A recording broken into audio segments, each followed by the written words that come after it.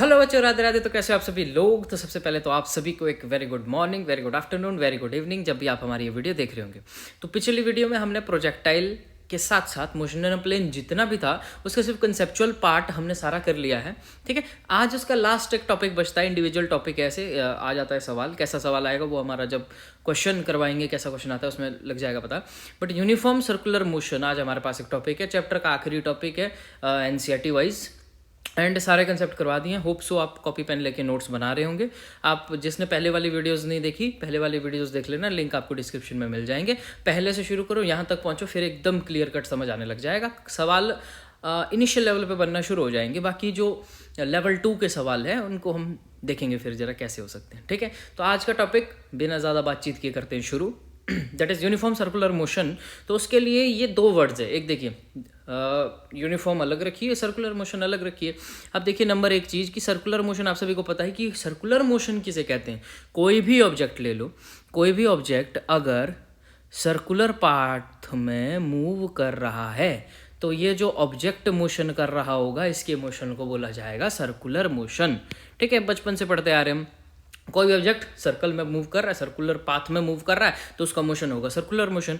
Uniform का मतलब क्या होता है ये पता करना। यूनिफॉर्म जो टर्म है ये मतलब आप ऐसा बोल सकते हैं कि इट रेफर्स टू स्पीड। ठीक है, यूनिफॉर्म का मतलब क्या है, स्पीड। अब वो स्पीड कैसी होगी, मतलब जहाँ पे वर्ड यूनिफॉर्म यूज होगा वहाँ पे समझो कि स्पीड का कंसर्न होने वाला। अब कैसी speed, which is uniform, that speed which is uniform means which is constant. मतलब जहाँ पर स्पीड चेंज नहीं हो रही है। ऑब्जेक्ट सर्कुलर मोशन में तो है बट उसका जितना यहाँ पे v था उतना ही v कहीं यहाँ पे भी होगा। आई बात समझ में। v फॉर वेलोसिटी, ठीक है, और वेलोसिटी के ऊपर वेक्टर लग जाए तो वेलोसिटी। सिंपल विदाउट वेक्टर लिखा जाए तो वेलोसिटी का मैग्नीट्यूड डिनोट स्पीड। छोटी छोटी बातें करेंगे, पहले आराम आराम से करते रहेंगे, कोई दिक्कत नहीं है इसकी। ठीक, यूनिफॉर्म सर्कुलर मोशन से आप समझ गए कि कोई ऑब्जेक्ट जब सर्कुलर पाथ में मूव कर रहा है और उसकी स्पीड यूनिफॉर्म है, स्पीड कांस्टेंट है। जैसे हमने पहले किया था ना, uniform motion which is equal distance covered in equal amount of time, कुछ वैसे वाली चीज़। ठीक है, तो अब देखिए कि through out motion speed constant रहेगी, मतलब वेलोसिटी का मैग्नीट्यूड चेंज नहीं होगा। पहली चीज नोट करके लिख लीजिए कि वेलोसिटी का जो है मैग्नीट्यूड, ऐसे लिखेंगे वेलोसिटी के मैग्नीट्यूड को, v वेक्टर मैग्नीट्यूड, ये हो जाएगा v ही सिंपल। ठीक है, वेलोसिटी का मैग्नीट्यूड चेंज नहीं होगा। ठीक, तो यहां से एक और चीज भी नोट की जा सकती है कि वेलोसिटी का मैग्नीट्यूड अगर चेंज नहीं हो रहा है तो सर्कुलर मोशन में जो हमें एक्सेलरेशन मिलने वाली होगी उसका भी मैग्नीट्यूड चेंज नहीं हो रहा होगा। बोलो हाँ या ना। ठीक है, दो चीज़ें हमें समझ आ गई कि इनका मैग्नीट्यूड चेंज नहीं होने वाला है। तो हम सबसे पहले फाइंड आउट क्या करेंगे। हाँ, एक और मज़ेदार बात, क्या वेलोसिटी भी कांस्टेंट होगा, क्या एक्सेलरेशन भी कांस्टेंट होगा। इसका जवाब देखते आगे मिलता है हमको, क्या ये दो चीज़ें कांस्टेंट होगी या नहीं होगी। वैसे तो चलो करते हैं चर्चा इस पर। ठीक है, सबसे पहले बात करेंगे वेलोसिटी की और उसके साथ साथ एक्सेलरेशन की।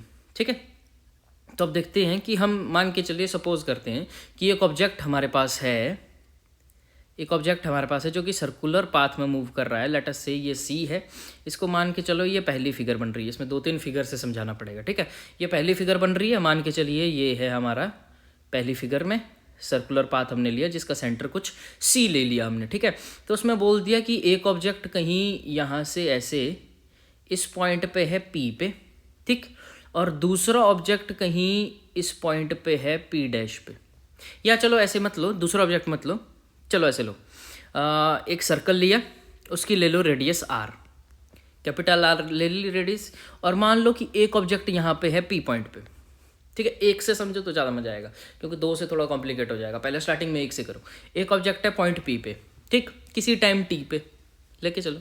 तो अब हमको पता है कि जहाँ से हमारा रेफरेंस पॉइंट का है, कहाँ से देख रहे हैं हम, सेंटर से, तो इसको हम ओरिजिन भी बोल सकते हैं। इतना गेम हम पीछे करके आ चुके हैं, ठीक है, बट फिर भी सेंटर से ही बोलो। बट फिर भी जहाँ से हम जहाँ तक का डिस्टेंस देख रहे हैं उसको बताता कौन है, उसको बताता है पोजीशन वेक्टर। लेट अस से वो पहला वेक्टर हमारे पास है आर वेक्टर।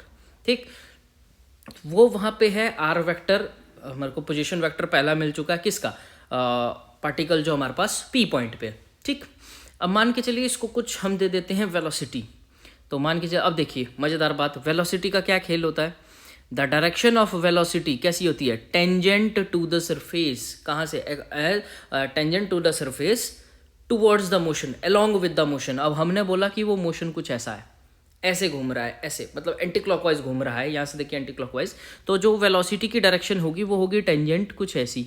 बोलो हाँ या ना, ये हमने बोल दिया, जैसे मान चलिए ऐसे वी वेक्टर ले लिया इसको, ठीक। अगर हम वी लेते तो वी ऊपर भी होगा, वी ऊपर भी होगा, मतलब नीचे भी होगा, ऊपर भी होगा। ऊपर कहाँ पे, पी डैश पे। अब देखिए मैंने बोला कि ये जो पी वाला है ये ऊपर की तरफ जा रहा है एंटी क्लॉकवाइज, ठीक है। तो देखिए अब क्या होगा, यहाँ से कुछ एंगल रोटेट किया इसने, ऐसे ऐसे के लिए एंगल रोटेट किया, लेट अस से उसको बोल दिया मैंने डेल्टा थीटा। अरे यार थीटा भी तो बोल सकते थे सिंपली, डेल्टा थीटा क्यों बोल रहे हैं, क्योंकि इस डेल्टा थीटा का कुछ और सिग्निफिकेंस भी है, इसलिए इसको डेल्टा थीटा से मेजर कर रहे हैं। है बेशक ये एंगल ऑफ रोटेशन ही, कितना यहाँ से ऊपर के ले गया, ठीक है। यहाँ पे ऑब्जेक्ट पहुंचा, यहाँ पे उसकी कुछ और वेलोसिटी हमको मिलेगी। देखिए स्पीड तो सेम ही रहेगी बट वेलोसिटी कुछ और मिलेगी, बट अलॉन्ग द पाथ ही मिलेगी। लाइन थोड़ी ऐसे सांप जैसी बन गई, पर आप सीधा लेना, टेंजेंट है ये, ठीक है। और इसको बोल दिया मान लो वी डैश वेक्टर, ठीक।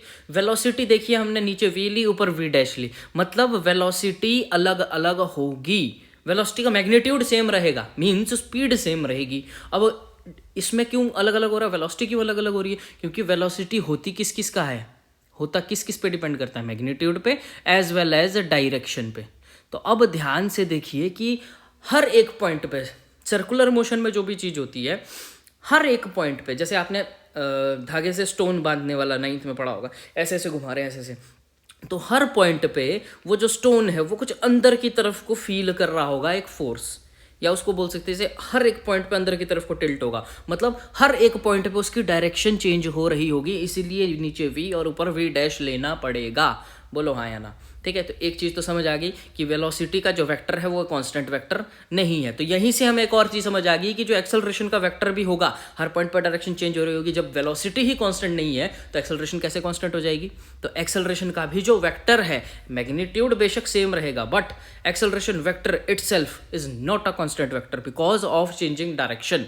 और जैसे बोल सकते हैं कि हर पॉइंट पे से सेंटर की तरफ को, उसको ही प्रूव कर रहे हैं कि सेंटर की तरफ को कैसे। अब देखते हैं यहाँ पे, अब देखिए यहाँ पे एक बेसिक मैथमेटिक्स की बात होती है कि ये जो हमने आर वेक्टर है, नीचे वाला आर वेक्टर, ऊपर वाले को मान लो आर डैश वेक्टर, ठीक। ऊपर वाले का position vector R dash vector. ये क्यों लिया, ताकि हमें यहाँ से एक चीज़ समझ आ जाए, कौन सी, कि जो आर वेक्टर और वी वेक्टर है, एक है रेडियस, वास्तव में ये है क्या, आर वेक्टर और आर डैश वेक्टर भी दोनों बराबर ही है। फील कीजिए इस बात को, सिर्फ दो अलग अलग पोजीशन है इसलिए दो अलग अलग पोजीशन वेक्टर लगाए। क्यों, क्योंकि डायरेक्शन अलग अलग है ना, तो इसलिए वेक्टर्स में तो अलग अलग है, बट इन दो का मैग्नीट्यूड भी सेम है, और वो है किसके बराबर, इस कैपिटल आर के बराबर। क्यों, सेंटर से सर्कल के किसी भी पॉइंट तक जाने वाली दूरी को क्या बोलते हैं, रेडियस, ठीक है। तो मैग्नीट्यूड में क्या, रेडियस ही है ना, ठीक है। तो अब देखिए रेडियस और टेंजेंट के बीच में आपस में कितना एंगल होता है, दीज आर परपेंडिकुलर, इसलिए बोलते हैं बेसिक मैथमेटिक्स, ठीक। टेंजेंट और रेडियस आपस में होते हैं परपेंडिकुलर, तो हम बोल सकते हैं यहाँ पे कि वी और R R perpendicular and V dash and R dash R perpendicular, okay. अब देखते एक और चीज़ होने वाली है यहाँ पे बहुत अच्छी, कि ये जो आर डैश वेक्टर है और आर वेक्टर है, इनके बीच में अब देखिए क्या होगा। हम डिस्प्लेसमेंट वेक्टर लिखते थे या जिसको रिजल्टेंट बोलते थे, वो ड्रॉ कैसे होता है, वो ड्रॉ कुछ ऐसे होता है, पहले जहाँ पे ऑब्जेक्ट खड़ा होता है वहाँ पे उसकी टेल होती है, और जहाँ तक वो जाता है वहाँ उसका हेड होता है, मतलब कुछ एक स्ट्रेट लाइन होती है डिस्प्लेसमेंट वेक्टर, आप सभी को पता है। और जहाँ पे गया वहाँ पे उसका हेड, और जहाँ से शुरू हुआ वहाँ पे उसकी टेल, और उसको लिखते हैं डेल्टा आर वेक्टर। इतना भी आप लोगों ने कर ही दिया है, पीछे हमने सारा बताया, या फिर भी मैंने इतना करके बता दिया। अब देखिए यहाँ पे बहुत शानदार बात क्या होने वाली है, एज वी सी, नोट कीजिए, बहुत इंपॉर्टेंट चीज़ है। जैसे हमारे को पता है कि V vector and R vector are perpendicular, और क्या है हमारे पास, V dash vector and R dash vector are also perpendicular to each other. तो अगर R vector and R dash vector के बीच में होने वाला एंगल थीटा है, तो V vector and V dash vector के बीच में भी एंगल क्या होगा, थीटा, मतलब डेल्टा थीटा लिख लो, डेल्टा थीटा। ये बेसिक मैथमेटिक्स की चीज हो गई यहाँ पे, ठीक है। वी वेक्टर परपेंडिकुलर है आर वेक्टर के। अब देखिए इसको और समझ कैसे सकते हैं, देखिए वी वेक्टर कुछ कैसा है, वी वेक्टर है ऐसे, ऐसे को देखिए यहाँ पे आप देख सकते हैं, देखिए मैं आपको दिखाता हूँ, यहाँ पे एक वी वेक्टर कैसा है, यहाँ से ऐसा है, और वी डैश वेक्टर क्या है, ये टुवर्ड ऐसे, मतलब बोला जाए तो ये फर्स्ट क्वाड्रेंट में है, अगर ऐसे भी नहीं समझ आ रहा, ये मतलब मान लो इस पॉइंट से राइट की तरफ को है, ठीक, और वो वाला उस पॉइंट से लेफ्ट की तरफ को है। अब कितना होगा भाई, सर्कल में सिमेट्री होती है, ठीक, मतलब जितना रेडियस ऊपर है उतना रेडियस नीचे है, जितना ये देखिए ये है सेंटर लाइन, ये है सेंटर एक्सिस लाइन, ये थीटा दोनों साइड के, जितना नीचे को उतने ऊपर को है। ठीक, तो जहाँ पे वी डैश वेक्टर नीचे को आर डैश वेक्टर के perpendicular, V vector R vector के परपेंडिकुलर। तो अब देखिए यहाँ से वी डैश वेक्टर जितना उधर को है उतना ही वी वेक्टर इधर को है। मतलब अगर मैं यहाँ पे इसको समझाने की कोशिश करूँ, लेटर से इस पॉइंट को मैं जी बोलूँ और इस वी वेक्टर को, ये जो यहाँ पे वी वेक्टर है हमारा, इसको उठा के मैं इस जी पे रख दूँ, इसको उठा के कहाँ रख दिया। ये सिर्फ होता है ना फिजिक्स में, ऐसा करते हैं ताकि कंसेप्ट इजीली समझ आ जाए। ऐसा बोलना ऐसा क्यों कर दिया, इसको उठा के यहाँ क्यों रख दिया, ताकि कुछ समझ आए आपको बाद में कि यहाँ होगा। तो यही देखिए हमने क्या बोला, V vector and V dash vector के बीच भी एंगल कितना है, थीटा ही है। अब देखिए कैसे, जैसे मैं बोलूँ अगर मैं इस वी वेक्टर को उठा के यहाँ पे लिख दूँ ऐसे, और ऊपर वाला ये जो यहाँ पे है वी डैश वेक्टर, ये देखिए यहाँ से ऐसे लेफ्ट की तरफ को है, देखिए स्क्रीन पे कर्सर दिख रहा होगा आपको, यहाँ से ऐसे लेफ्ट की तरफ को है, तो इस जी पॉइंट से भी लेफ्ट की तरफ को डाल देते हैं। ठीक है, जी वेक्टर से, जी से भी ऐसे लेफ्ट की तरफ को डाल देते हैं कुछ वी डैश वेक्टर। ठीक है, अगर ऐसे भी समझ नहीं आ रहा ना कि यहाँ क्यों ऐसे क्यों करके लिख दिया, अब ध्यान से देखिए, अगर मैं चलो समझाता हूँ अभी थोड़ी देर में, देखिए नहीं तो सारा डायग्राम में घिसपिट हो जाएगी। देखिए वी वेक्टर है, वी डैश वेक्टर है, इतना समझ लीजिए पहले कि किसी पॉइंट जी पे रखा, क्यों रखा, ताकि इनका रिजल्टेंट देखो कहाँ पे आएगा। इनका रिजल्टेंट देखिए अब कहाँ पे आएगा। देखिए हमने क्या बोला था, जहाँ से चलना शुरू किया था वहाँ पे होती है वेक्टर की टेल, इनके बीच का रिजल्टेंट। ठीक है, और जहाँ तक वो गया होता है, देखिए नीचे से ऊपर तक गया, तो ये उसका रिजल्टेंट वेक्टर हो जाएगा, जिसको बोलेंगे हम डेल्टा वी वेक्टर। अब देखिए ये जो डेल्टा वी वेक्टर है ये किसकी तरफ है, it is directed toward the centre. बस यही समझाना चाहते थे यहाँ से कि it is directed toward the centre. अब देखिए हम यहाँ पे कितना बोल सकते हैं, इसको थोड़ा सा, ओह शिट सॉरी, इसको मैं अगर थोड़ा सा यहाँ पे मिटाऊँ तो देखिए यहाँ पे क्या होगा। अरे हाँ ठीक है, तो हमने बोला जैसे हमारे पास क्या क्या आ गया था, जी इस पॉइंट को बोल दो, एच कुछ इस पॉइंट को बोल दो, आई कुछ, ताकि कुछ कंक्लूड भी कर सकें यहाँ से। अब मैं क्या बोलूँगा यहाँ पे कि जो एवरेज एक्सेलरेशन है, एवरेज एक्सेलरेशन पिछली वीडियो पे जाओ, वो किसके अलोंग होती है, दैट इज अलोंग जो हमारे पास वेलोसिटी के कंपोनेंट होते हैं, that is along we delta V vector. Average acceleration होगी किस तरफ को, जिस तरफ ऐसे वेलोसिटी है उसी तरफ को एक्सेलरेशन होगी, डेल्टा वी वेक्टर जिसका रिजल्टेंट जिस तरफ को है। मैं नहीं बोल रहा हूँ वी डैश किस तरफ होगी या वी की तरफ होगी, जिस तरफ नेट रिजल्टेंट आ रहा है उसके अलोंग होगी हमारी एक्सेलरेशन। और जिसमें हमारे को पता है कि एवरेज एक्सेलरेशन को लिखते कैसे हैं, कुछ ऐसे लिखते हैं इसको, delta we bye delta T, ऐसे लिख लेंगे, बिल्कुल बिल्कुल लिख सकते हैं। और इससे हमें और क्या पता लग सकता है, अब देखिए ये सेंटर लाइन पे है, वो वाली लाइन वर्टिकली है, कौन सी, डेल्टा आर वेक्टर वाली लाइन वर्टिकली है, कौन सी, ये वाली। देखिए ये थोड़ा मेरे पास स्केल नहीं है ना, मैं हाथ से कर रहा हूँ, तो ये वाली लाइन देखिए ये बिल्कुल वर्टिकल आएगी आपके पास, और ये सेंटर लाइन कैसी है, these are perpendicular to each other, these are perpendicular to each other. तो देखिए डेल्टा वी की डायरेक्शन ऐसी है, कोई और पेन यूज करें, डेल्टा वी की डायरेक्शन ऐसी है, और हमने बोला कि एक्सेलरेशन भी इसी के अलोंग है। तो हमारे को एक और चीज़ मिल गई यहाँ से कि जो हमारी एक्सेलरेशन भी है, acceleration also perpendicular to delta R vector, ये भी हम यहाँ से बोल। फिगर आपने पहले वाली समझ ली। अब देखिए इसी फिगर में अगर मैं क्या करूँ, टाइम इंटरवल का खेल कर दे हम थोड़ा सा। अगर टाइम इंटरवल का खेल कैसे हो सकता है, टाइम इंटरवल को छोटा कर दिया जाए अगर, तो क्या होगा, देखिए ये हम मान लो फिगर सेकंड बता दो इसको, ठीक है, ये वो कुछ सेंटर था, ये हमारी centre of line of axis या सेंटर लाइन ऑफ एक्सिस कुछ भी बोल दो, ठीक है। तो हमने बोला कि अगर वो ऑब्जेक्ट यहाँ पे जो आर वेक्टर था वो पी पॉइंट पे यहाँ था, ठीक, अगर हमने टाइम मान लो पहले उसको चलने के लिए दिए थे हमने 10 सेकेंड, तो वो कहीं यहाँ तक पहुँचा था। अब मैंने बोला उसको चलने के लिए हम दे रहे हैं 2 ही सेकंड, तो वो कुछ यहाँ तक पहुँचेगा, कम ऊपर तक जाएगा ना, ठीक है, कम टाइम, शॉर्ट टाइम इंटरवल में देख रहे हैं हम, ठीक है। तो रोटेशन उसकी कितनी हो जाएगी, डेल्टा थीटा, ये तो होगा ही। बीच वाला वेक्टर कौन सा होगा, डेल्टा आर वेक्टर, ठीक है, ये वाला आर डैश वेक्टर, ये वाला पॉइंट पी डैश, ठीक। अब क्या हुआ, ये वाला डिस्टेंस छोटा हो रहा है, ये वाला डिस्टेंस छोटा हो रहा है, ठीक। और होगा क्या, अब देखिए यहाँ पे वेलोसिटी के कंपोनेंट ये ऐसा हो जाएगा, ये ऐसा हो जाएगा, फिर से आप इसको पीछे लाएंगे या उठा के उसी पॉइंट पर रख देंगे तो फिर से हमें क्या मिलेगा कि डेल्टा वी वेक्टर जो है that is directed toward the centre, यही मिलता रहेगा। अब देखिए अगला केस, फिगर नंबर 3, जिसको करने के लिए पहली और दूसरी फिगर बहुत ज़रूरी थी, नहीं तो ये समझ आना थोड़ा सा टफ था। यहाँ पे हम अगर क्या करेंगे ना, इस पे हम सिर्फ देख रहे हैं अब, ये अभी मैं समझाता हूँ आपको, ये मैंने लिख दिया वी लिख देता हूँ इसको, ठीक है, ये पॉइंट को पी बोल दिया। चलो इसमें इतना ही गेम है। हमने पहले बोला कि पहले उसको दिया 10 सेकेंड, अब दिया उसको 2 सेकेंड। यहाँ पे मैंने बोल दिया कि डेल्टा टी टेंड्स टू 0। सुना होगा ये वाला टर्म आपने मेरे मुंह से, तो मतलब यहाँ पे जो एक्सेलरेशन होगा, average acceleration changes into instantaneous acceleration. हम क्या बोलते हैं, delta T tends to 0 at that point, उसी पॉइंट पे बताओ कितना होगा। तो पहले भी जो डेल्टा आर था वो कट कट के किसके, आर के ऊपर आ जाएगा, तो दैट इज ऑल्सो हम बोल सकते हैं कि एक्सेलरेशन यहाँ पे सीधी ऐसे, ये फिगर हमारे काम की है। अगर मैं पहले ही आपको बता देता ना कि एक्सेलरेशन टुवर्ड द सेंटर, फिर समझ नहीं आएगा।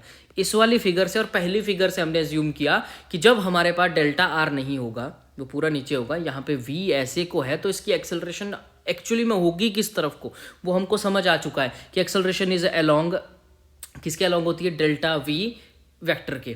तो ठीक, अब डेल्टा वी वेक्टर के लिए हमारे पास क्या है, दूसरा वी डैश है ही नहीं, बट हमको वहाँ से ज्यूम क्या हुआ, हमको वहाँ से पता क्या है कि सर्कुलर मोशन में क्या होता था पहले दूसरे केस में, कि एक्सेलरेशन आती थी अलोंग डेल्टा वी वेक्टर और that is acting toward the centre, directed toward the centre. तो हम यहाँ से बोल सकते हैं जब हमारे पास एक ही पार्टिकल है उसी पॉइंट पे वो चलना, उसकी डायरेक्शन, उसकी एक्सेलरेशन की डायरेक्शन किसकी तरफ होगी, that is always directed toward the centre. ये आप समझ सकते हैं, ठीक है। तो हम क्या बोल सकते हैं यहाँ पे, acceleration is directed toward the centre, ठीक है, किसी भी मोशन में, ये हम बोल सकते हैं, ठीक है। तो सबसे पहले यहाँ देख लीजिए कि डेल्टा टी टेंड्स टू 0, हमने बोला कि एवरेज एक्सेलरेशन बन जाएगी इंस्टेंटेनियस एक्सेलरेशन उस मोशन की वहाँ पे, ठीक है। और जो एक्सेलरेशन की डायरेक्शन होगी दैट इज एक्टिंग या डायरेक्टिंग कहाँ के लिए, टुवर्ड द सेंटर, ठीक है। तो हम क्या बोल सकते हैं कि यूनिफॉर्म सर्कुलर मोशन में जो ऑब्जेक्ट की एक्सेलरेशन होती है that is acting toward the centre, that is directed toward the centre. अब उसके डायरेक्शन की बात हमने कर लिया। अगर मैग्नीट्यूड की बात करें, मैग्नीट्यूड की बात करने का मतलब क्या होता है, अगर हम देखें कि मैग्नीट्यूड एक्सेलरेशन का क्या होता था, तो हमने सिर्फ यही पढ़ा है अभी, ऐसा करके लिख देते थे वो एक्सेलरेशन का मैग्नीट्यूड, जो कि ऐसे एक ही बराबर होता है, पता ही आपको, ठीक है। तो हम क्या बोल देते थे, that is delta V vector by delta T, ठीक। अब डेल्टा वी वेक्टर के बाहर मैंने मॉड लगा दिया, क्यों, क्योंकि हमको एक्सेलरेशन का सिर्फ मैग्नीट्यूड ही चाहिए। तो मैग्नीट्यूड का मतलब क्या है, फिर हमारे को वेलोसिटी का भी मैग्नीट्यूड ही चाहिए, ठीक। तो अभी हम एक और चर्चा करेंगे इसके बाद क्या मतलब, यहीं पे ही चर्चा करेंगे। देखिए कैसे, यहाँ पे हम देखेंगे कि सबसे पहले हमको क्या क्या मिला था, हमको मिला था कि जो वो परपेंडिकुलर थे वो तो आपने देख ही लिया होगा, ठीक। जो हम पहले थीटा की बात कर रहे थे, थीटा क्या था, angle between that position vectors, ठीक। तो हमको पता लग गया कि आर एंड आर डैश के बीच में भी एंगल थीटा है, वेक्टर लगाते हुए चलिएगा। तो उसी प्रकार से वी एंड वी डैश के बीच में भी एंगल थीटा होगा, ठीक। ये भी हमें समझ आ गया था। अब देखिए triangle C P P dash and triangle G H I जो हमारी बनी थी फिगर फर्स्ट पे, जो हमने ऐसे बनाया था, जे पॉइंट जी था, ये एच था, ये आई था, ये डेल्टा वी इस तरफ को था और वी वेक्टर ऐसे था एंड वी डैश वेक्टर ऐसे था। लो यहाँ पे भी हमने बना ही दिया, ठीक। और ये था C P P dash and G H I, दो ट्रायंगल आपकी कॉपी में होगी। यहाँ से हम देखिए क्या बोल सकते हैं, कॉन्ग्रुएंट और सिमिलर ट्रायंगल्स के बारे में आपने 7th और 9th में बहुत आराम से पढ़ा होगा। कॉन्ग्रुएंसी के लिए कोई 3 प्रॉपर्टीज मैच करनी चाहिए, जैसे हमने पढ़ा था ना, साइड साइड साइड, कुछ साइड एंगल साइड, ऐसे टाइप की प्रॉपर्टीज थी। तो सिमिलर के लिए कोई 2 भी चलती थी, पता था। जैसे एंगल एंगल एक प्रॉपर्टी थी, उस कारण से देखिए यहाँ पे ये परपेंडिकुलर है इसके, ये परपेंडिकुलर है इसके, दोनों में एंगल सिमिलरिटी और दोनों के एंगल जो बीच के हैं डेल्टा थीटा। तो ये दोनों ट्रायंगल हम बोल सकते हैं कि यहाँ पे दोनों ट्रायंगल्स क्या थी, दोनों थी नहीं मतलब है, दोनों ट्रायंगल हमारी क्या है, सिमिलर ट्रायंगल्स है ये दोनों। अब देखिए वहाँ से क्या पता लग सकता है, वहाँ से हम ये बोल सकते हैं कि एक चीज़ हमने पढ़ी होगी, सिमिलर ट्रायंगल की प्रॉपर्टी क्या बोलती थी कि रेशो ऑफ बेस लेंथ, क्या बोलता था, ratio of base length to the side length of one of the triangle is equal to that of other triangle. अच्छा अब ये क्या भसड़ है, ये क्या चीज़ है भाई? हाँ, चलिए इस चीज़ को देखते हैं कि ये क्या चीज़ थी सिमिलर ट्रायंगल में। तो वो बोल रहा था कि एक ट्रायंगल हम पकड़ लेते हैं जैसे सीपीपी, इसका रेशो ऑफ बेस लेंथ, इसकी बेस लेंथ और साइड लेंथ का जो रेशो होगा, बेस और कोई एक साइड का जो रेशो होगा वो दूसरी ट्रायंगल के भी बेस और साइड लेंथ के रेशो के बराबर होगा। ये बोलता था सिमिलर ट्रायंगल का कंसेप्ट। अब देखिए यहाँ पे सीपीपी में क्या है। अब पहली बात, सिर्फ मैग्नीट्यूड की बात हो रही है तो इस आर वेक्टर को आर वेक्टर लेने का मतलब नहीं है। क्यों? आर वेक्टर का मैग्नीट्यूड हम लेंगे तो हमको पता है आर वेक्टर का मैग्नीट्यूड बराबर है आर डैश वेक्टर के मैग्नीट्यूड से। क्यों? क्योंकि इनके मैग्नीट्यूड दोनों सेम थे। क्यों? क्योंकि ये दोनों उस सर्कल के रेडियस थे जो हमने स्टार्टिंग में लिया था कैपिटल आर, वो उसका क्या था? रेडियस था। ठीक, तो मैग्नीट्यूड एक तो समझ आ गया कि मतलब साइड लेंथ तो हमको मिल गई। एक हमारे पास क्या है? Delta R vector. ठीक, दूसरा ट्रायंगल जीएचआई में देखिए क्या गेम है।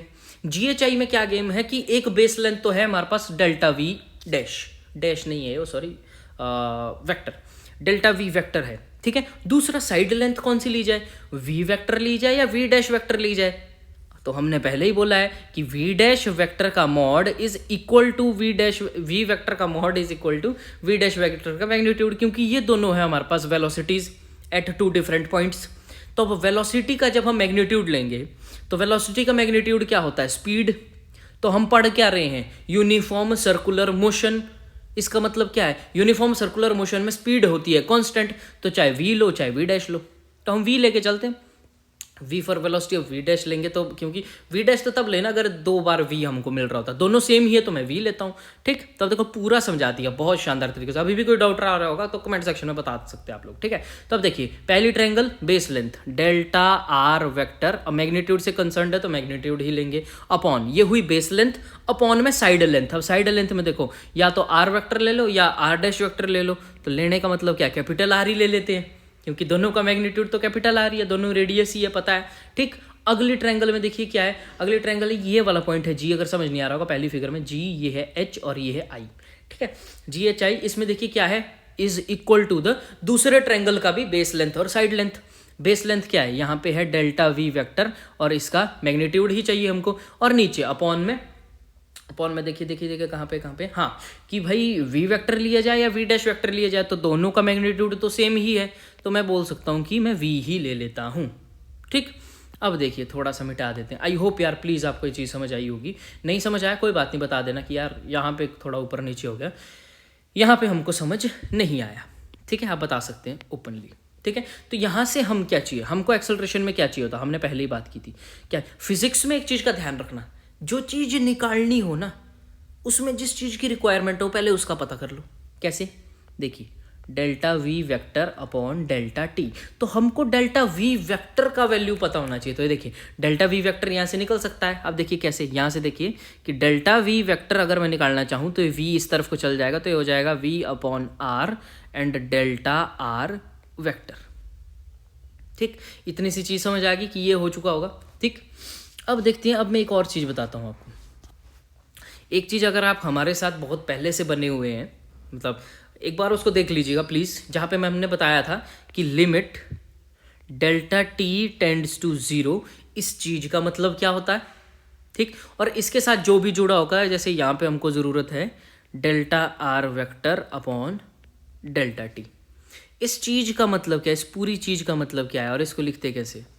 ठीक है, तो ये कुछ आ जाता था हमारे पास d r by D t, अगर मैं वेक्टर में लूँ तो ये होता था वी वेक्टर के बराबर, बट अगर ये मैग्नीट्यूड में है तो ये आ जाएगा वी के बराबर। ठीक, तो इसको क्या बोलते थे? Coefficient of differential equation. देख लेना जाके। ठीक है, एक बार उसका डिस्क्रिप्शन में लिंक दे दूंगा आपको। हाँ, तो इतने की हमें आवश्यकता थी। अब देखिए यहाँ पे क्या है हमारे पास, इतने को हम क्या बोलते हैं? ठीक, मतलब अरे डिस्प्लेसमेंट अपॉन टाइम ही तो है। यहाँ पे आर किसको? पोजीशन वेक्टर, कितना चला, कहाँ से कहाँ तक चला। ठीक है, तो डिस्प्लेसमेंट वेक्टर, पोजीशन वेक्टर क्या है? Distance displacement. यहाँ पे हम वहाँ पे क्या लेते थे? हम बोलते थे ना D X by D T is equal to V speed, तो वहाँ पे x से डिनोट करते थे, यहाँ से x में डिनोट हम क्या कर रहे हैं? x में हम x and y axis denote कर रहे हैं, इसलिए इस x की जगह हमने क्या वेरिएबल यूज़ किया है? r। तो यहाँ पे D r by D T V के बराबर है। ठीक, तो अब देखिए D r by D T V के बराबर है, तो ये एक वाला क्या खेल है, ये भी आप समझ सकते हैं। अब देखिए कैसे, मैं आपको पूरा बताता हूँ। पहले इतना देख लीजिए आप, रुको, इसको पहले थोड़ा सा मिटा देता हूँ। आई होप ये वाली चीज़ भी आपने लिख ली होगी। ठीक है, डेल्टा वी हमको आ गया समझ। ओके, तो अब देखते हैं यहाँ पे, क्योंकि जो एक्सेलरेशन थी हमारी, जो इंस्टेंटेनियस एक्सेलरेशन थी, वो हमको चेंज करनी थी, इसका मैग्नीट्यूड हमको चाहिए था। तो हमारे पास क्या था, ये तो होता है क्या, एवरेज एक्सेलरेशन। एवरेज एक्सेलरेशन की बात कर रहे थे ना, that is along delta V vector. दो एक्सेलरेशन बताई थी मैंने, एवरेज और instantaneous. Average acceleration instantaneous acceleration कब बनती है, या एवरेज वेलोसिटी इंस्टेंटेनियस वेलोसिटी कब बनती है, जब उसको हम देखते हैं at a particular time. Means अगर उसका पहले सिंपल सा केस कि अगर उसका डेल्टा टी इनफाइनाइटली स्मॉल कर दिया जाए, उसका टाइम पीरियड बहुत स्मॉल कर दिया, जैसे बोलते हैं ना कि एट दिस टाइम, तो हम बोलते थे लिमिट लगती थी वहाँ पे, limit delta T tends to zero, मतलब उसका टाइम पीरियड बहुत कम कर दिया है। तो उस टाइम जो हमारे पास इसका एवरेज एक्सेलरेशन जो बनता था, एवरेज एक्सेलरेशन, ये हम इंस्टेंटेनियस एक्सेलरेशन में लिख लेते थे। अब ये जो आ गया हमारे पास नया, दिस इज इंस्टेंटेनियस एक्सेलरेशन, कि यहाँ पे हमने लिमिट कर दिया है उसके किसको, टाइम पीरियड को। तो यहाँ पे हम इसके डेल्टा वी की वैल्यू बड़े आराम से डाल सकते हैं। कैसे, तो हम बोल सकते हैं limit delta T tends to zero. अब देखिए डेल्टा वी की वैल्यू क्या है, यहाँ हमको मिली है कुछ, तो वी अपॉन आर, एंड ये हो जाएगा delta R vector by delta T. ठीक, इतने ये, हाँ, delta R bye delta T. ये डेल्टा टी कहाँ से आया, यहाँ से आया। ठीक है, वी की पूरी वैल्यू लिख दिया। अब ध्यान से देखिए, टर्मिनोलॉजी समझते रहिए। यहाँ पे वी क्या है, स्पीड, यहाँ पे वी क्या है, स्पीड, और ये बड़ा वाला आर क्या है, ये है रेडियस। और इन दो से तो आप फेमिलियर ही है। ये डेल्टा आर क्या है, यहाँ से बहुत पहले से चलता आ रहा है, डिस्प्लेसमेंट वेक्टर है वो। ठीक है, डेल्टा टी टाइम हो गया। ठीक है, तो अब इसलिए मैंने आपको समझाया था, ये देखिए, जब हमने एवरेज एक्सेलरेशन को लिमिट किया तो वो बन गया इंस्टेंटेनियस एक्सेलरेशन। ठीक, तो यहीं पे अगर मैं आपको समझाऊं थोड़ा सा, इसको थोड़ा सा मिटा देते, इसका क्या काम है। ठीक है, सिर्फ इतने का काम है ना। ये देखिए, तो अगर मैं क्या लिखूं, जैसे हमारे पास होता है कि वेलोसिटी को कैसे लिखते हैं, वेलोसिटी को कैसे लिखते हैं, जैसे ये लिख दिया हमने, ये ऐसे, ये वेलोसिटी का मैग्नीट्यूड। ठीक, तो हम कैसे बोलते हैं कि the rate of change of displacement, पहले कितना था बाद में कितना था, मतलब इसको बोलते थे हम r2 vector minus r1 vector upon t2 minus t1। या ऐसे नहीं समझ रहे हो, हटाओ, rate of change of displacement मतलब डेल्टा आर वेक्टर, और इसका मैग्नीट्यूड ही चाहिए अपॉन डेल्टा टी। यही तुम बता रहा था। ये था केस किसका, एवरेज वेलोसिटी का। इसको इंस्टेंटेनियस कैसे बनाते थे, हम बोलते थे कि limit delta T tends to zero, and फिर इसमें लिखा जाएगा ये चीज़ ऐसे। अगर यहाँ पे मॉड नहीं लगाया जाएगा तो आपका आंसर वेक्टर्स में आएगा। समझ रहे हो मेरी बात है। देखिए ज़्यादा टाइम लगा रहा हूँ ताकि आगे कहीं भी आपको दिक्कत ना हो। ठीक है, अगर मैं सिर्फ इतना लिखूँ ना, delta R vector by delta T, ये, तो इसका आंसर कितना मिलेगा हमारे को, D R by D T, vector के साथ, और आंसर मिलेगा वेक्टर के साथ। बट अगर यहाँ पे वेक्टर लग गया तो इधर वेक्टर एंड इधर वेक्टर मॉड, तो ये आंसर आएगा मैग्नीट्यूड की फॉर्म में। ठीक, तो मॉड का यही मकसद होता था। ठीक है, ओके, तो अब देखिए यहाँ पे हमने क्या बताया आपको कि ये देखिए यही तो बन गया। अब देखिए एक और स्टेप करते हैं इसमें। देखिए इस नीचे वाले स्टेप को थोड़ा ऊपर लिख देते हैं। हाँ, तो यहाँ पे हमारे पास आ रहा है कि ए का मैग्नीट्यूड, ये पूरा वाला समझ आ गया, ये आके लिख लिया हमने, limit delta T tends to zero V upon R delta R vector by delta T. इतना हो चुका है, चलो इतना हो चुका है। तो अब देखिए इसके लिए मैंने आपको समझाया था क्या, कि जो हमारे पास v होता है इंस्टेंटेनियस v, तो उसकी वैल्यू क्या होती है, limit delta T tends to zero delta R vector by delta T. यही तो होता है v, इंस्टेंटेनियस वेलोसिटी की अगर हम बात करें। अब ऊपर देखिए इस वाली चीज़ को यहाँ पे देखिए अब। ठीक, ये देखिए v और r तो कांस्टेंट है, बाहर आ जाएंगे। ठीक, तो अंदर ये लिमिट पहुँच जाएगी इनके साथ ऐसे ऐसे, and delta are bye delta T, क्योंकि यहाँ वेरिएबल देखिए किस पे लगा रहे हैं, टी को जीरो कर रहे हैं, तो वी और आर का कोई काम नहीं, कांस्टेंट है, बाहर रख दिया। ठीक है, अब देखिए अब इस वाले की वैल्यू किसके बराबर है, इस वाले की वैल्यू भी हमारे पास किसके बराबर है, वी के बराबर। तो ये हो जाएगा V upon R into V, तो ये आ गया वी स्क्वायर बाय आर। तो ध्यान से देखिए ए सी में लिख रहा हूँ V square by R, what is AC। अब ये आप समझेंगे यहाँ पे कि AC क्या है।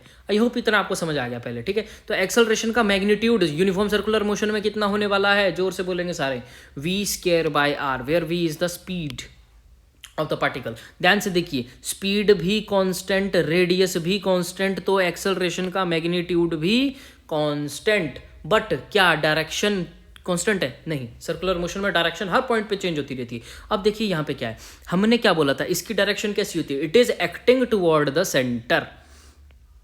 यहाँ पे वेलोसिटी कुछ ऐसा एंड एक्सेलरेशन कुछ सेंटर की तरफ ऐसा, यही हमने बताया था, ठीक। तो इसलिए इसको क्या बोलते हैं, इसलिए इसको बोलते हैं सेंट्रीपिटल एक्सेलरेशन। क्या बोलते हैं? Centripetal acceleration. थोड़ी सी बात कर लेते हैं, न्यूटन सर ने टर्म कॉइन की थी और ये ग्रीक वर्ड है। सेंट्रीपिटल जो है ये ग्रीक टर्म है, ठीक है। सेंट्रीपिटल का मतलब होता है कि it is centre seeking. Centre seeking का मतलब क्या होता है? सेंटर की तरफ आने वाला, ठीक है। तो मतलब सेंटर को सीक कर रहा है, डायरेक्टेड टुवर्ड द सेंटर। यही हमने पहले भी बोला कि इसकी डायरेक्शन कैसी है, it is directed toward the centre, इसलिए इसको क्या बोलते हैं, सेंट्रीपिटल एक्सेलरेशन, जिसका मैग्नीट्यूड होता है कांस्टेंट। क्यों? क्योंकि वेलोसिटी, इसमें देखिए टर्म कौन सी, वेलोसिटी रेडियस है, दोनों कांस्टेंट, तो मैग्नीट्यूड भी कांस्टेंट। डायरेक्शन क्या कांस्टेंट होगी? डायरेक्शन कांस्टेंट नहीं होगी, इसी वजह से कि जो एक्सेलरेशन जो हमारे पास वेक्टर आएगा, एक बहुत अच्छी लाइन होती है इसमें लिखी हुई, ठीक है, डायरेक्शन चेंज नहीं होगी, तो हम क्या बोलेंगे कि जो AC वेक्टर है, AC vector is not a constant vector. सवाल भी आता है, लिख के रखिए, नीट वालों को तो ऐसा सच पूछ लिया था, ठीक है। पर हमको क्या लगता है ना कि AC क्या है, v²/r, तो हाँ दोनों कांस्टेंट है, तो हाँ AC vector is a constant vector. No, direction हर पॉइंट पे चेंज हो रही है, इसलिए हम बोल सकते हैं कि AC vector is not a constant vector, ठीक। तो आइए इसको कीजिए, ये देखिए एक और वे में भी इसको देखा जा सकता है।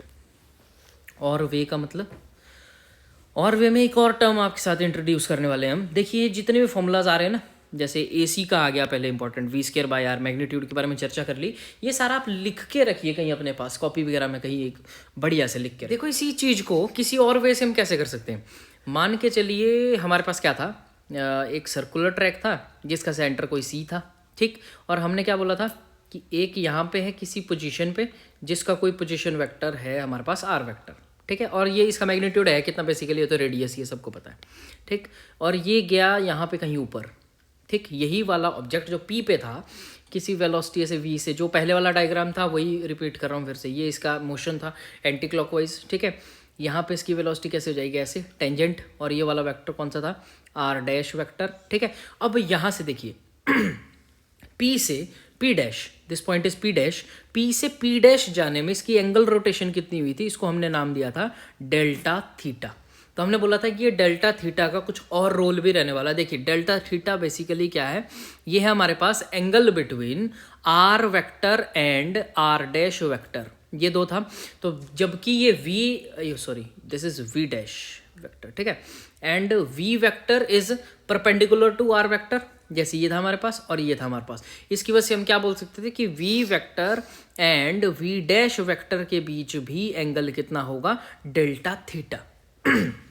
तो जो डेल्टा थीटा है, इसका हमने बोला था, इसको हमने डेल्टा थीटा इसलिए लिखा कि डेल्टा थीटा हमारे पास क्या हो जाएगा, यहाँ पे इसको हम नाम देते हैं एक, इसको बोलते हैं एंगुलर डिस्टेंस।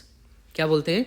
Angular distance. इसलिए यहाँ पे आगे डेल्टा लगाया था हमने। अगर थीटा लगाते हैं तो थीटा लगा सकते हैं, कोई दिक्कत नहीं है, बट फिर भी कितना चेंज हुआ उस डिस्टेंस में, दैट इज डेल्टा थीटा, जिसको θ2 वेक्टर माइनस θ1 वेक्टर ऐसे करके भी आप लिख सकते हैं। जब डिस्प्लेसमेंट की बात आएगी, जब वेक्टर के केस में हम चलेंगे, ठीक है। डेल्टा का मतलब है क्या, चेंज, ठीक है। तो यहाँ से वहाँ तक चलने में कितना डिस्टेंस उसको हुआ, ठीक। तब देखिए distance, speed, velocity, displacement, acceleration, ये लीनियर में भी हम पढ़ते थे, अब एंगुलर में भी पढ़ना। जैसे डिस्टेंस क्या है, angular distance, angular displacement, angular velocity, angular acceleration, ठीक, ये सारी चीज़ें पढ़ेंगे। वेलोसिटी सिंपली क्या होता था, डिस्प्लेसमेंट अपॉन टाइम।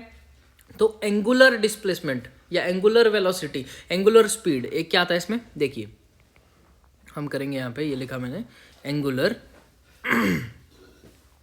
स्पीड, क्या लिखा, एंगुलर स्पीड। तो इसको हम लिखते हैं ऐसा, एंगुलर स्पीड की जब हम बात करेंगे उसको हम बोलते हैं, जैसे एक ग्रीक वर्ड से इसको डिनोट करते हैं हम। ग्रीक वर्ड कौन सा था, इसको ऐसे लिखते हैं, ऐसे W से लिखते हैं, और उसको ऐसे स्पेल करते हैं ओमेगा, OMEGA, ओमेगा, ठीक। एंगुलर स्पीड को ऐसे लिखेंगे, ठीक है, एंगुलर स्पीड को। तो उसको बोलते थे हम जैसे कि time rate of change of angular displacement या डिस्टेंस बोल लो, ठीक है। वही वाला केस, डिस्प्लेसमेंट लेके चलेंगे, वेलोसिटी लेके चलेंगे तो डिस्प्लेसमेंट अपॉन टाइम, उसके आगे एंगुलर लग जाएगा तो एंगुलर डिस्प्लेसमेंट अपॉन टाइम, ठीक। तो इसको लिखते थे हम ऐसे डब्ल्यू से, कि डब्ल्यू को कैसे डिनोट कर सकते हैं हम ऐसे delta theta by delta T. लिख लीजिए कॉपी में, जो मैं ऐसे बॉक्सेस बना के लिख रहा हूँ इसको आप फॉर्मूला मेजर में आप लिख लीजिए अपने पास, ठीक है। अब देखिए इसका यूनिट की हम बात करते हैं, एंगल का यूनिट हम बोल देते हैं रेडियन और अपॉन टाइम है तो पर सेकेंड, तो एक यूनिट इसका ये हो गया, ठीक है। That's it for angular speed, vector लगा देंगे, एंगुलर वेलोसिटी हो जाएगा। वैसे ही डिस्टेंस और डिस्प्लेसमेंट के साथ आप मैनिपुलेट करते रहना। एक्सेलरेशन की हम बात करते हैं तो उसको मैं क्या बोलते हैं कि rate of change of velocity per unit time, ठीक। तो जब एंगुलर एक्सेलरेशन की बात करेंगे तो rate of change of angular velocity per unit time, बस ऐसा करते रहेंगे, ठीक। एक और हमारे पास मैथ का फॉर्मूला होता था कि थीटा, जो एंगल होता है बीच में, उसको हम कैसे निकालते थे, है याद आपको ये वाला, theta equal to arc upon radius या लेंथ बोल देते थे, लेंथ जितनी भी रेडियस ही है उसकी, ठीक है। तो ये वाला फॉर्मूला भी पता था आपको, ये भी लिख के रखिए, काम आएगा, ठीक है। जैसे कि हम अभी एक बात करते हैं, हमने बोला कि ये जो आर्क है हमारी पी से पी डैश वाली, देखो इसको देखो जरा, ये आर्क एक्चुअली में है क्या, डिस्टेंस ट्रेवल। अब यहाँ पे किसी टाइम टी पे था वो, यहाँ पे किसी टाइम वो टी डैश पे पहुंच गया, तो हमारे पास डेल्टा टी क्या मिलने वाला है, डेल्टा टी मिलने वाला है टी डैश माइनस टी, ठीक है। तो हमने बोला कि डिस्टेंस उसने ट्रेवल किया, distance travelled in delta T, ठीक है, इन डेल्टा टी हमने बोल दिया, मान के चलिए वो है हमारे पास, ऐसे एस से डिनोट करते थे, डेल्टा एस बोल दो, ठीक है। डेल्टा एस मतलब जो कि हमारे पास क्या है, दैट इज पी से पी डैश, इस डिस्टेंस का हमने नाम दे दिया जो उसने उस सर्कुलर पाथ में चला, ऐसे हमने बोल दिया कि ये क्या है, डेल्टा एस है, ठीक है। ये क्या है, डिनोट क्या किया, डिस्टेंस को, ठीक है। तो हम बोलते थे स्पीड क्या होता था, स्पीड हम बोलते थे डिस्टेंस अपॉन टाइम, तो हमारे पास डिस्टेंस कितना, delta S upon delta T, ये हमने बोल दिया। बट एक और चीज भी थी हमारे पास, क्या कि थीटा इज इक्वल टू, ये देखिए आर्क अपॉन लेंथ, आर्क क्या है हमारे पास, P P dash upon I am sorry length क्या है, दैट रेडियस आर, कोई भी वेक्टर ले लो ना, हमने बोला आर डैश वेक्टर और आर वेक्टर का मैग्नीट्यूड कितना है, दोनों का सेम है और दोनों क्या है, रेडियस है, तो आर बोल दिया अपॉन आर कर दिया इसको, ठीक है। तो अब हमने बोला थीटा की जगह क्या है हमारे पास, डेल्टा थीटा इक्वल टू, ये पी पी डैश क्या है हमारे पास, पी पी डैश है हमारे पास डेल्टा एस अपॉन आर, यहाँ से अगर हम डेल्टा एस की वैल्यू निकाले तो वो आ जाएगा आर डेल्टा थीटा, बोलो हाँ या ना, आ जाएगा कि नहीं, ठीक। यही हमने किया, आर इस तरफ को ले गया, डेल्टा एस की वैल्यू निकाल दी। अब ये डेल्टा एस की वैल्यू यहाँ पर डाल दो, ठीक है। क्यों डाल रहे हैं अब आप देखेंगे, क्योंकि ताकि ये ना कुछ ओमेगा की टर्म में कन्वर्ट हो जाए, ठीक है। मतलब एंगुलर स्पीड और लीनियर स्पीड के बीच एक रिलेशन हमको मिल जाए। ये वी क्या है, दिस इज लीनियर स्पीड, मतलब स्पीड जनरली बोले। दूसरा ओमेगा क्या था, एंगुलर स्पीड, और वो कितना था, angular displacement upon angular time क्या होता है, एंगुलर डिस्प्लेसमेंट अपॉन टाइम, ठीक है, ये था। तब देखिए यहाँ पे क्या हो जाएगा, वी की वैल्यू मिल जाएगी हमारे को कि R delta theta upon delta T. अब देखिए v equal to R, what is delta theta upon delta T, यही तो हमारे पास क्या था, हमारा ओमेगा, तो आर ओमेगा लिख के रखिए, बहुत काम का फॉर्मूला है। लीनियर स्पीड और एंगुलर स्पीड के बीच में एक रिलेशन हमारे पास मिल गया कि v equal to R omega, जहां पे ये क्या है, एंगुलर स्पीड, और ये क्या है, नॉर्मल स्पीड या लीनियर स्पीड बोल सकते हैं आप इसको, ठीक। तो अब देखिए वेलोसिटी की हमने बात कर दी, तो एक्सेलरेशन में कैसे होगा, यहाँ पे इसको ऐसे रहने देते हैं, ठीक है। होप सो इतना तो समझ आ ही गया होगा ना, इसमें तो अभी कुछ किया ही नहीं, नॉर्मल मैथमेटिक्स ही चल रहा है, ठीक है। तो एक्सेलरेशन जो हम बोलते हैं एसी, सेंट्रीपिटल एक्सेलरेशन को, इसको ओमेगा की टर्म में लिखने की ट्राई करना, जबकि हमारे को पता क्या है, ये वी स्क्वायर अपॉन आर होता था, ये हमको पता था। तो V equal to R omega होता है, तो आर स्क्वायर ओमेगा स्क्वायर हो जाएगा।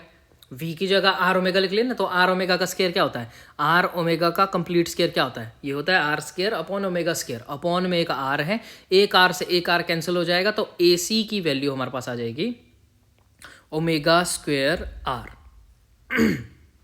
लिख के रखिए, कहीं पे अगर एंगुलर स्पीड की बात की होगी और वहीं से कैलकुलेट करना है आपको, तो डायरेक्ट आप फॉर्मूला लगा सकते हैं, नहीं तो कन्वर्जन तो हमको पता ही है। मान लो अगर ये फॉर्मूला हमें ध्यान में नहीं है, ओमेगा स्क्वायर आर, तो हम क्या कर सकते हैं कि हमको पता है V equal to R omega होता है, तो ओमेगा की वैल्यू यहाँ से वी अपॉन आर आ जाएगी। तो यहाँ से ए सी की वैल्यू क्या बन जाएगी, ओमेगा स्क्वायर की जगह वी अपॉन आर रख देंगे, तो ये हो जाएगा V square upon R square into R हो जाएगा, तो ये आ जाएगा obviously V square upon R. और आप लीनियर स्पीड के साथ इसको कर सकते हो, ठीक। और वही तभी हमने V equal to R omega formula important है, ये वाला फॉर्मूला इंपॉर्टेंट है, लिख के रखिए, ठीक है। अब बात करते हैं, इसके बाद आता है टाइम पीरियड और फ्रीक्वेंसी की बात अगर हम करें, फटाफट करते हैं। तो अब देखिए टाइम पीरियड हमारे पास क्या होता था, इसको आप समझ सकते हैं। देखिए पहले हम बात करते हैं यहाँ पे टाइम पीरियड की, हम बात करते हैं किसकी बात करते हैं, टाइम पीरियड, लिख के रखिए टाइम पीरियड, और जिसको डिनोट किया हमने जैसे कैपिटल टी से, ठीक है। तो हम बोलते थे कि कितना टाइम लगा, time taken by an object, किसी एक ऑब्जेक्ट को कितना टाइम लगा फॉर 1 रेवोल्यूशन,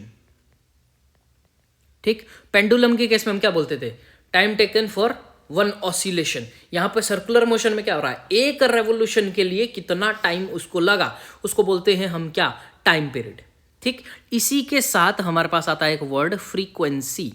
फ्रीक्वेंसी लिख के रखिए एक चीज कि फ्रीक्वेंसी को हम कैसे लिखते थे, इसको बोलते थे कि नंबर ऑफ ऑसिलेशन। पेंडुलम के केस में बोलते थे ना, number of oscillation made in 1 second, वो उसकी फ्रीक्वेंसी, कितनी ऑसिलेशन 1 सेकेंड में कर दिया, 1 सेकेंड में कितनी ऑसिलेशन की, वो उसकी फ्रीक्वेंसी। तो सर्कुलर मोशन के केस में कि 1 सेकेंड में उसने कितने रेवोल्यूशन किए, यही हो जाएगा number of revolution made in 1 second, यही लिखते हैं। और इसका फॉर्मूला हम जैसे फ्रीक्वेंसी को डिनोट करते हैं न्यू, एक सिंबल क्या होता है न्यू, और उसको लिखते हैं ऐसा वी, और थोड़ा ऐसा कर देना उसको V, this is a symbol for frequency, nu बोलते थे। और न्यू को लिखते थे हम एक 1/t, 1 अपॉन टाइम पीरियड। मतलब 1 अपॉन टाइम पीरियड का मतलब क्या होता है कि it is the reciprocal of time period, या it is inversely proportional to time period. अब ये फॉर्मूला कहाँ से आया, उसके लिए फ्रीक्वेंसी का हमको समझना पड़ेगा। फ्रीक्वेंसी हम एक तो जब वेव वाला टॉपिक पढ़ेंगे वहाँ पे तो बहुत अच्छे से पढ़ लेंगे फ्रीक्वेंसी को, बट फिर भी यहाँ पे एक पेरियोडिक साइकिल इमेजिन करो। पेरियोडिक साइकिल क्या होती है, जो एक सर्टेन पीरियड के बाद अपने आप को रिपीट करता है। साइकिल से तो आप समझ गए होंगे, एक सर्टेन पीरियड के बाद, ठीक है। तब देखिए पेरियोडिक साइकिल, फॉर एग्जाम्पल आपका बर्थडे, ठीक है, साल में एक बार फिक्स डेट पे आता है, फिर उतना ही रोटेट करके फिक्स डे पे आता है, मतलब 365 दिन बाद फिर वो दिन आता है, ठीक है। तो वो उसकी फ्रीक्वेंसी होगी 365 दिन बाद, ठीक। समझ रहे फ्रीक्वेंसी क्या होता है, मतलब फ्रीक्वेंसी को बोलते हैं, मतलब it is a repeating event. यहाँ एक और लिख लेता हूँ कि क्या है, रिपीटिंग इवेंट, ठीक है। एक और अच्छी सी लाइन लिख देता हूँ जिससे और इजीली कंसर्न हो जाएगा। जैसे हम बोल सकते हैं कि number of occurrence of that repeating event taking place कितनी बार हो रहा है, ठीक है। तो अब जैसे मैं बोल सकता हूं कि कितनी जल्दी या कितना लेट कोई एक इवेंट रिपीट हो रहा है, वो उसकी फ्रीक्वेंसी होगी। मतलब कोई इवेंट फटाफट आ गया, जैसे आपके बर्थडे के लिए क्या हो गया, 365 दिन का साइकिल हुआ। अब देखिए पेंडुलम स्विंग होता है, तो उसका एक रेवोल्यूशन ना बोल के उसको ऑसिलेशन बोलते हैं, टू एंड फ्रो मोशन।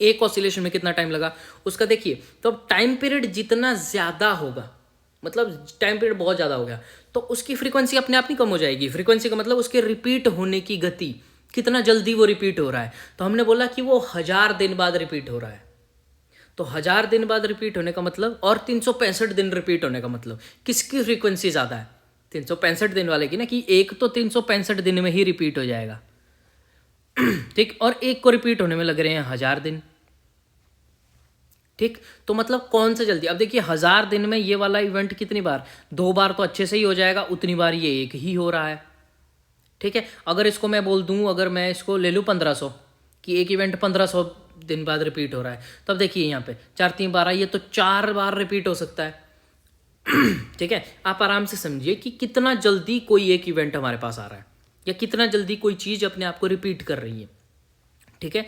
तो इसको हम बहुत अच्छे से लिखते थे ऐसे, जैसे इसको मैं अगर मिटा दूं, कि जैसे मैं ये से समझाने की कोशिश कर रहा हूँ कि फ्रीक्वेंसी को 1 अपॉन टाइम पीरियड क्यों बोलते हैं फॉर्मूले के लिए, ठीक है। अब देखिए हमने बोला कि इसका सिंपल सा मतलब हम क्या ले सकते हैं कि period happens to be reciprocal of frequency. ये लाइन लिखी जा सकती है, लिख के रखिए या काम आएगी किसी दिन, ठीक है। पीरियड का मतलब क्या होता है, देखिए पीरियड का मतलब सिंपली होता है कि ये होता है आपके पास क्या, duration of time of one cycle is an repeating event, ठीक है।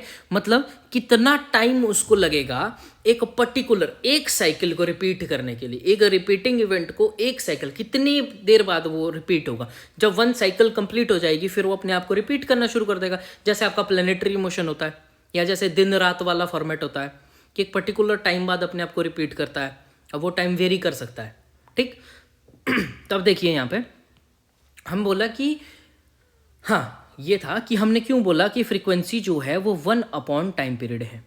ये हमने इसलिए बोला कि क्योंकि जितना ज़्यादा टाइम पीरियड होगा उतनी उसकी फ्रीक्वेंसी कम हो जाएगी, होगी कि नहीं, क्योंकि बहुत ज़्यादा टाइम लगेगा तो वो इवेंट भी बहुत लेट आएगा, ठीक है। टाइम पीरियड अगर ज़्यादा हो गया तो उस इवेंट के आने की फ्रीक्वेंसी कम हो जाएगी, इसलिए इसको बोला रेसिप्रोकल। इसलिए लिखते हैं इसको 1/समथिंग। जैसे इसका यूनिट्स होता है एक हर्ट्स।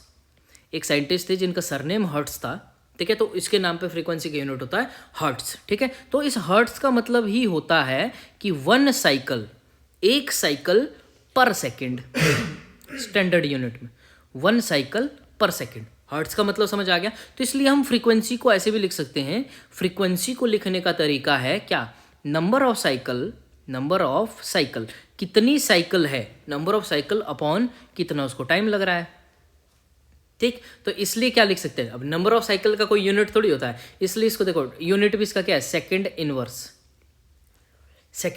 इसका क्या है, यूनिट भी है। क्यों, क्योंकि इसको बोल देते हैं हम 1 टाइम पीरियड। कोई भी फॉर्मूला आप यूज करो, आई थिंक आपको दोनों फॉर्मूले समझ आ चुके होंगे कि number of cycle upon time का क्या मतलब है, ये वाला हर्ट्स है। क्यों, क्योंकि कितने देर बाद, ठीक है। फ्रीक्वेंसी की मेन डेफिनेशन ही क्या थी कि कितने, मतलब नंबर ऑफ ऑसिलेशन उसने 1 सेकंड में किया, तो वहाँ पे टाइम इंटरवल फिक्स किया, कितने में किया, कितने टाइम बाद ये आया, ठीक है। एक को रिपीट होने में 1 सेकंड लगा, एक को रिपीट होने में 10 सेकंड लग गया, तो फ्रीक्वेंसी किसकी ज़्यादा है, जो 1 सेकंड में रिपीट हो रहा है। तो 10 सेकंड तक हो तो वो 10 बार रिपीट हो जाएगा, तो उसकी फ्रीक्वेंसी मान के चलो 10 आ गई, ठीक। सीधी सी बात करूँ कि एक चीज़ हुई वो हो रही है 1 सेकंड में रिपीट, एक चीज़ हो रहा है 10 सेकंड बाद रिपीट, तो इसकी रिपीटेशन 10 सेकंड बाद 1 होगी और ये तो 10 बार रिपीट हो चुका होगा। बस यही फीलिंग है यहाँ पे। इसलिए याद रखना कि जो फ्रीक्वेंसी होता है it is reciprocal of time period, जिसलिए इसको 1/t भी लिख देते हैं, 1/t। अब नंबर ऑफ साइकिल का तो ऐसा कोई यूनिट होता नहीं है, ठीक है। नंबर ऑफ ऑसिलेशन का क्या यूनिट होता है, ठीक है। बाकी इतना समझ लीजिए, अभी वेव वाले टॉपिक में इसको पढ़ना और भी इजी हो जाएगा, बट ये फॉर्मूले ध्यान रखिए, इसलिए मैंने फॉर्मूला बताया। ये 1/t वाला काम का है, इसको आप ध्यान में रख के आगे बढ़िए अभी, ठीक है। तो ये इतना बताने का क्या मोटिव था, इतना बताने का ये मोटिव था कि अब देखिए सर्कल में वो ऑब्जेक्ट चल रहा है, एक रेवोल्यूशन की हम बात कर रहे हैं तब से, कि टाइम पीरियड में हमने क्या बोला था कि कितना टाइम लगेगा उसको एक रेवोल्यूशन को कंप्लीट करने में। टाइम पीरियड में हमने क्या बोला था कि time taken by object for 1 revolution क्या था, टाइम पीरियड, और number of oscillation made in 1 second क्या था, फ्रीक्वेंसी। अब ये दोनों भी हमने समझा दिया, बट एक रेवोल्यूशन जब वो कंप्लीट कर लेगा, एक जो है रेवोल्यूशन वो कंप्लीट कर लेगा, उसमें डिस्टेंस कितना चलेगा, वो ध्यान से देखिए डिस्टेंस कितना चलेगा। ये था आपका सर्कुलर पाथ की बात हो रही है, यहाँ कहीं उसका सेंटर है बीच में, ऐसे ये उसका मान लीजिए R है, ये उसका C है सेंटर, ठीक है। तो वो सर्कुलर ट्रैक पे मान लीजिए A से वो चला, A से वो बिल्कुल घूम फिर के वापस A पे आ गया, इसको ही बोलेंगे 1 रेवोल्यूशन। एक रेवोल्यूशन कंप्लीट हुआ, एक रेवोल्यूशन कंप्लीट होने उसने चल कितना लिया, इसको क्या बोलते हैं, सर्कल के बाहर वाले सरफेस को अगर आप मेजर करते हो तो इसको बोलते हैं सरकमफ्रेंस। अब रेक्टेंगल के केस में इसको पेरीमीटर बोल देते हैं, वही सरकमफ्रेंस, बाहर से बिल्कुल बाउंड्रीज से, तो उतने बाउंड्री पे ही तो चलेगा, अंदर घुस के थोड़ी चलेगा सर्कुलर ट्रैक में, ठीक है। तो सरकमफ्रेंस कितना होता है सर्कल का, दैट इज 2πr। तो आपका डिस्टेंस कितना आ गया एक रेवोल्यूशन का, एक रेवोल्यूशन में चला कितना हो बेसिकली, दैट इज 2πr। और दूसरा फॉर्मूला क्या था आपके पास, v = r⍵, जो याद रखने को बोला था। और फॉर्मूला मैंने आपको बोला याद रखने को, कौन सा बताइए जल्दी, कि टाइम पीरियड इक्वल टू 1/न्यू। अब देखना वी और न्यू में कंफ्यूज नहीं होना कि कौन सा क्या है। न्यू को थोड़ा घुमा के लिख देना बस, बाकी कोई दिक्कत नहीं। न्यू की हम बात कर रहे थे। न्यू क्या था हमारे पास? न्यू था हमारे पास फ्रीक्वेंसी उस चीज़ की, ठीक है। तो न्यू को लिखने का एक तरीका देखिए ऐसे। हमने क्या बोला था? नंबर ऑफ साइकिल, जितना उसने ऊपर चला और कितना उसने टाइम लिया उसमें, ठीक, ये वाला हुआ। तो न्यू को लिख सकते हैं हम 1/t, एक ये फॉर्मूला हो गया। Number of cycle upon time period, या ये देखिए ये फॉर्मूले एक दूसरे के उल्टे हैं, स्विच कर दे एक दूसरे को, ठीक। तो अब हमारे पास पता है कि v equal to R omega होता है, ठीक है। चलो v को कुछ और लिखने की ट्राई करेंगे। v होता क्या है? स्पीड होता है। Speed is equal to distance upon time होता है। डिस्टेंस हमने कितना कैलकुलेट किया? उसका सर्कमफ्रेंस, तो 2πr। एक रेवोल्यूशन में 2πr, और रेवोल्यूशन में जितना टाइम उसको लगता है एक में, उसको बोलते हैं टाइम पीरियड। तो अपॉन टी कर दिया, 2πr अपॉन टी, ठीक। तो इसको और क्या लिखा जा सकता है? अब देखिए 1/t, इसको मैं अगर ऐसे लिखूं v equal to 2πr into 1/t, तो कोई दिक्कत नहीं है। तो 1/t को क्या लिख सकते हैं? 2πr, 1/t क्या होता है? न्यू। तो यहाँ आ गया न्यू। एक और फॉर्मूला मिल गया आपको स्पीड का, लिख के रखिए कि 2πr न्यू। एक और फॉर्मूला मिल गया हमको स्पीड का। अब देखिए v equal to R omega होता है, ठीक है। v equal to R omega होता है, तो v की जगह क्या लिख सकते हैं? 2πr nu equal to R omega. अब देखिए ये वाला जो r था इसको हम कैपिटल R लिख लीजिए इसको, क्योंकि ये रेडियस था हमारा। कैपिटल R, तभी यहाँ पे आएगा कैपिटल R, और ये कट हो गया, कैपिटल R था, ठीक है। तो यहाँ से देखिए ओमेगा की वैल्यू मिल गई हमारे को 2π न्यू। लिख के रखिए, बहुत सारी वैल्यूज़ है, लिखने में टाइम लगेगा, फिर समझने में टाइम लगेगा थोड़ा। अब देखिए इसको और भी लिख सकते हैं। न्यू को कैसे लिख सकते हैं? 1/t, तो यही हो सकता है कि ओमेगा इक्वल टू 2π/t। कभी भी किसी भी चीज़ का जो आपको गिवन है ना, उससे आपको मिल जाएगा रिजल्ट। बस आपको एक चीज़ बताओ, बेसिक फॉर्मूलाज बताओ, सारे एक दूसरे से इंटर कन्वर्टेबल है, ठीक है। 2π ये हो गया, ठीक है, चलो कोई बात नहीं। अब देखिए v की अगर हम बात करें, यहाँ पे कुछ लिख देता हूँ ऊपर, देखिए इतना कुछ लिख दिया। तो v को हम कैसे मैनिपुलेट कर सकते हैं? और देखिए v क्या होता था? v लिखा दिया हमने यहाँ पे 2πr न्यू, जिसमें पहले वाला v क्या है? Speed, radius, and this is frequency. क्या है ये? फ्रीक्वेंसी, ठीक। थोड़ा सा इधर मिटा देते हैं, सारे फॉर्मूलेज लिख लीजिए, कहीं पे कोई डाउट आए तो बता देना, ठीक है। अब देखिए इतना हमने क्यों किया? ये इतना हमने किया क्योंकि हमको v के बारे में पूरी इन्फॉर्मेशन होनी चाहिए, और एक्सेलरेशन के बारे में, बाकी सर्कुलर मोशन तो हो ही जाएगा। तो AC को हम क्या बोलते थे? हम बोलते थे v²/r, ठीक, v²/r बोलते थे। और इसको हमने कन्वर्ट किया था ω²r। इतना भी हमने कर दिया था। इसको एक और कन्वर्ट करना है हमने, इसकी फ्रीक्वेंसी वाली फॉर्म में कर दिया हो, कितनी रेवोल्यूशन ले लिया, इतना उसको टाइम पीरियड लग गया। तो अब देखिए क्या लिख सकते हैं। अब देखिए फ्रीक्वेंसी के टर्म में जैसे हम बोले कि AC होता है, अब देखिए v की वैल्यू उठा के डाल दीजिए, क्या होती है? 2πr, दिस इज न्यू, और इसका है स्क्वायर अपॉन r है ये, ठीक। तो ये वैल्यू आ जाएगी आपके पास 4π² r² एंड न्यू, ये आ जाएगा, ठीक। तो r² मैंने लिखा ना, नीचे वाला r मैंने ऐसे ही काट दिया। तो ये आपके पास आने वाला है आपके पास न्यू का भी स्क्वायर, ठीक है। 4π² r न्यू स्क्वायर, या इसको ऐसा लिख दो जैसा 4π² न्यू स्क्वायर r। तो ये है एक्सेलरेशन की वैल्यू, इसका मैग्नीट्यूड 4π² न्यू स्क्वायर r, ठीक। एंड वेलोसिटी की हमारे को ऑल वैल्यूज़ मिल चुकी है। देखिए बक्से बना के लिखिए, एक तो चलो ऊपर लिख के ही रखा है, तो ओमेगा की लिख देते हैं हम कि ओमेगा कितना था? 2π न्यू बोलो चाहे उसको, चाहे इसको बोलो 2π/t, चाहे इसको आप ये भी बोल सकते हैं, ठीक है। तो अब देखिए 2π/t हमने ओमेगा को बोला, यहाँ से इसका एक और यूनिट निकल के आया। देखिए 2π तो यूनिट लेस क्वांटिटी है, नीचे पर सेकंड, ये भी इसका एक यूनिट है। ये और किसका यूनिट था? फ्रीक्वेंसी का भी एक ये यूनिट था, क्योंकि जिसमें भी उसको हमने क्या बोला था? 1/टाइम पीरियड, और इसका यूनिट और क्या था? हर्ट्स भी था। अब ये सारी चीज़ें याद रखने की बात है, अब आपके याद रख सकते हैं तो वेल एंड गुड, ठीक है। 2π न्यू, अब देखिए यहाँ से भी कर सकते हैं, ओमेगा की वैल्यू भी भर सकते हैं ना। 2π न्यू वैल्यू थी, तो 2π न्यू का स्क्वायर हो जाएगा, और एक r भी था, तो ये हो जाएगा 4π² न्यू स्क्वायर r, यही वैल्यू आई, ठीक है। ये थी एक्सेलरेशन की वैल्यू, ठीक। इतना हमने सारी चर्चा कर दी। अब इसके बाद देखते हैं एक सवाल कैसा आता है इसके ऊपर, फिर अपना टॉपिक पूरा पॉइंट अप हो जाएगा NCERT का।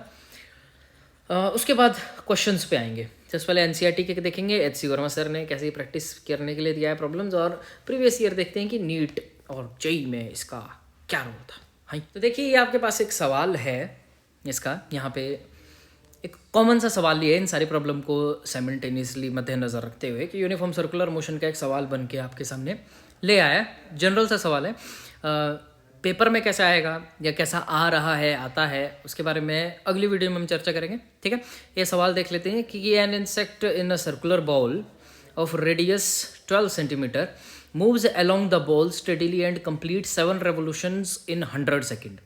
तो जो बोला है वो हम कर देते हैं। एक जैसे मान के चलिए ऐसे हम सर्कल ही बना देते हैं, लो ऐसे समझो कि कोई एक इंसेक्ट इसमें है, सरफेस पे है ये, या इसको चलो चाहे हम ऐसा बना दें, इसके सरफेस पे है।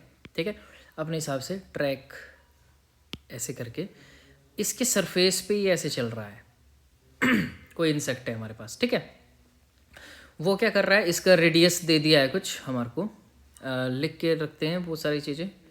12 सेंटीमीटर जो दिया है वो अपने पास लिख लें।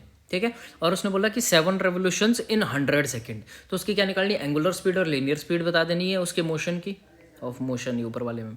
दूसरा, is the acceleration vector a constant vector here. ठीक है, ये हमने पहले भी बता दिया, अभी भी बताते हैं। और व्हाट इज इट्स मैग्नीट्यूड, मतलब एक्सेलरेशन वेक्टर का, एक्सेलरेशन का मैग्नीट्यूड बताना है। ठीक है पॉज करके क्वेश्चन लिख लीजिए, सॉल्व अपने पास कर दीजिए, अगर नहीं होता है फिर यहाँ से आगे हम देखते हैं ज़रा क्या इसमें किया जा सकता है। ठीक है, तो I hope question write down कर दिया होगा आपने, तो मैं इसको मिटा देता हूँ। तो सबसे पहले देखिए जो गिवन था, गिवन हमारे पास था रेडियस उसका कितना था, आई थिंक 12 सेंटीमीटर, तो इसको लिख लेते हैं। और उसने बोला कि 7 रेवोल्यूशन चलता है, वो कितने सेकेंड्स में, 100 सेकेंड्स में। तो ए पार्ट उसका था लीनियर और एंगुलर, आई थिंक वेलोसिटी का था, speed, linear speed and angular speed हमने बतानी थी। तो एंगुलर स्पीड हम जब निकालते थे तो ओमेगा, अब देखिए आपके पास है क्या दिया हुआ 7 रेवोल्यूशन 100 सेकेंड में।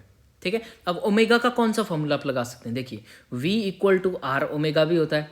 अब यहाँ पे है क्या आपके पास, V की इन्फॉर्मेशन है, नहीं है, और क्या होता था, omega is equal to 2 pi nu होता था एक।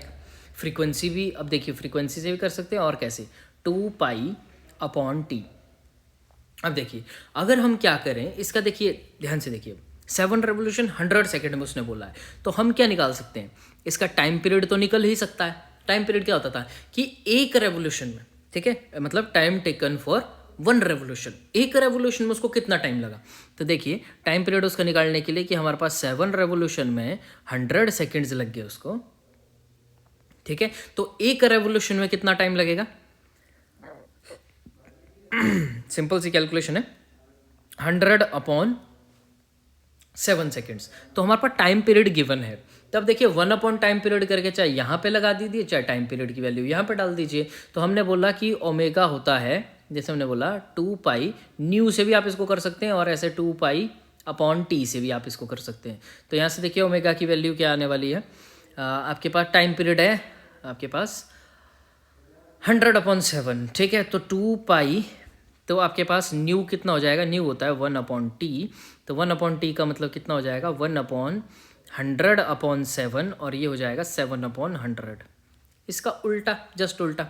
ठीक है, तो यहाँ क्या हो जाएगा 7 अपॉन 100, और यहाँ पे भी क्या हो जाएगा 2 पाई अपॉन 100 अपॉन 7, और ये भी वही आ जाएगा 2 पाई इंटू 7 अपॉन 100। अब पाई की वैल्यू अपने हिसाब से डाल दीजिए, क्वेश्चन में नहीं है तो 22/7 या 3.14 करके जैसे भी आपके पास आ जाएगा। तो ओमेगा आपके पास कुछ आने वाला है यहाँ पे 0.44, और यूनिट क्या होता था इसका, रेडियन पर सेकेंड। ठीक, ये आपके पास पहली चीज़ आ गई कि आपने निकाल दिया एंगुलर। ठीक है, अब दूसरा क्या था, दूसरा हम लीनियर स्पीड निकाल सकते हैं। लीनियर स्पीड के लिए तो V equal to R omega सीधा लग सकता है, क्योंकि रेडियस भी गिवन है, ओमेगा भी हमारे पास है। तो V इक्वल टू आर कितना था 12 सेंटीमीटर इंटू ओमेगा कितना आ गया, ओमेगा आ गया 0.44। ठीक है, 0.44। अब देखिए यहाँ पे कई लोगों का डाउट, देखिए हम क्लियर करते हैं। V का यूनिट क्या होता था, मीटर पर सेकेंड या बोलो सेंटीमीटर पर सेकेंड, तो यहाँ पे हो जाएगा रेडियन पर सेकेंड। तो अब इसमें तो सेंटीमीटर पर सेकंड नहीं आ रहा था, पर आप ध्यान से देखिए जब हमने बोला था ओमेगा, देखिए यहाँ पे 2π/t होता है ना, तो 2π का कोई यूनिट नहीं होता, तो टाइम का यूनिट पर सेकंड भी होता है, मतलब सेकंड इनवर्स भी होता है। तो यहाँ पे यूनिट कौन सा यूज़ हो जाएगा इस फॉर्मूला में, तभी मैं फॉर्मूले के साथ लिखा सेकंड इनवर्स। तब देखिए आ गया है, इसका कुछ आंसर आ रहा है आपके पास 5.3, तभी देखो सेंटीमीटर पर सेकंड आपके पास बन गया। ठीक है, रेडियन पर सेकंड पे अब ना डायमेंशंस ध्यान रखते हुए करना पड़ता है। ठीक है, क्योंकि लेफ्ट हैंड साइड के डायमेंशन राइट हैंड साइड के डायमेंशन के बराबर होने चाहिए। ठीक, आपको इतनी सी बात तो समझिए। ठीक है, जैसे हम बोलते थे ना कि v speed is equal to distance upon time होता था, डिस्टेंस का यूनिट मीटर होता है, टाइम का सेकंड होता है, तो इसलिए इसका क्या आ जाता था मीटर पर सेकंड। तो यहाँ पे भी जैसे v r ओमेगा है, तो r का यूनिट क्या हो सकता है, या तो मीटर या सेंटीमीटर, और ओमेगा का यूनिट क्या होता है, ओमेगा का होता है सेकंड इनवर्स भी। तो सेकंड इनवर्स इसका मतलब यही होता है मीटर पर सेकंड, मीटर सेकंड इनवर्स इसका मतलब क्या होता है, मीटर सेकंड की पावर -1। तो अगर इस सेकंड को अपॉन में ले जाएंगे तो पावर प्लस में हो जाती है, तो ये क्या हो जाता था मीटर पर सेकंड। ठीक है, इतनी चीज भी कर दी। ठीक है, तो हमने v भी निकाल दिया और ओमेगा भी निकाल दिया। दूसरा क्वेश्चन क्या था, is acceleration vector a constant vector? No. इसका आंसर क्या था, नो। इसका मैं आपको पहले बीच में भी बता चुका हूँ, क्यों, क्योंकि हर पॉइंट पे डायरेक्शन चेंज हो रही होती है। जैसे हम बोलते हैं ना कि direction of v, the direction of velocity is along the tangent to the circle at every point. जब हमने बोला था वेलोसिटी की डायरेक्शन कैसी होती है, टेंजेंट एवरी पॉइंट पे। तो हर पॉइंट पे देखिए, ये देखिए ये है सर्कल। ठीक है, तो इस पॉइंट पे v की डायरेक्शन होगी कुछ ऐसे, इस पॉइंट पे देखेंगे तो v की डायरेक्शन होगी कुछ ऐसे। मैग्नीट्यूड तो सेम रहेगा, मैग्नीट्यूड तो सेम रहेगा, पर अगर हम वेलोसिटी की बात करें तो ये दोनों वेक्टर अलग अलग है। ठीक है, इस पॉइंट पे देखेंगे तो ये डायरेक्शन कुछ ऐसे होगी, इस पॉइंट पे देखेंगे डायरेक्शन कुछ ऐसे होगी। क्यों, अगर ये मोशन कुछ ऐसे घूम रहा होगा एंटी क्लॉकवाइज, क्लॉकवाइज होगा तो इस पॉइंट पे, देखिए क्लॉकवाइज के लिए बता देता हूँ, क्लॉकवाइज के लिए बताना क्या है, एंटी क्लॉकवाइज वाला बताया ना, क्लॉकवाइज में बिल्कुल इसका उल्टा करते रहो। ठीक है, जैसे हमने बोला ये कर दिया एक सर्कल ड्रॉ, अब सर्कल नहीं है तो सॉरी, तब क्लॉकवाइज अगर मोशन है तो मोशन के साथ साथ v की डायरेक्शन ऐसी हो जाएगी, यहाँ पे देखेंगे तो v की डायरेक्शन ऐसी हो जाएगी, मतलब ऐसे। इस पॉइंट पे देखेंगे तो यहाँ से ऐसी टेंजेंट। ठीक है, इस पॉइंट पे देखेंगे तो यहाँ से ऐसी टेंजेंट। ठीक, तो इसके लिए हर पॉइंट पे डायरेक्शन चेंज हो रही है, तो अगर डायरेक्शन चेंज हो रही है तो वेक्टर कांस्टेंट कैसे हो सकता है, तो हम क्या बोलेंगे कि एक्सेलरेशन की डायरेक्शन क्या है, कि it is directed toward the centre. ठीक है, डायरेक्शन जो है वो कंटिन्यूसली चेंज हो रही है वहाँ पे, ये हमने आपको बता दिया। ठीक है, तो acceleration vector is not a constant vector. ठीक है, मतलब इसको बोल सकते हैं हम कि ए वेक्टर जो है हमारे पास ये कांस्टेंट हो सकता है, ए वेक्टर का मैग्नीट्यूड कांस्टेंट हो सकता है, बट ये नॉट अ कांस्टेंट वेक्टर। ठीक, चलो मिटा देते हैं, अब नहीं है तो ए वेक्टर का मैग्नीट्यूड निकाल देते हैं। मैग्नीट्यूड निकालना तो बहुत आसान बात है हम सब के लिए, बोलो हाँ या ना। ए सी को हमने क्या बोला था, ए सी को हमने v² भी बोला है, ω² भी बोला है। वैल्यूज़ में लिख देता हूँ यहाँ पे कि v की वैल्यू आई थी आपके पास 5.3 सेंटीमीटर पर सेकेंड, और ओमेगा की वैल्यू आई थी 0.44 रेडियन पर सेकेंड। देखिए दोनों तरीक़ों से आप कर सकते हैं। अगर मैंने बोला कि ω² करते हो तो ओमेगा की वैल्यू 0.44 का स्क्वायर इंटू r कितना था 12, तो ये आ जाएगा 2.3 सेंटीमीटर पर सेकेंड।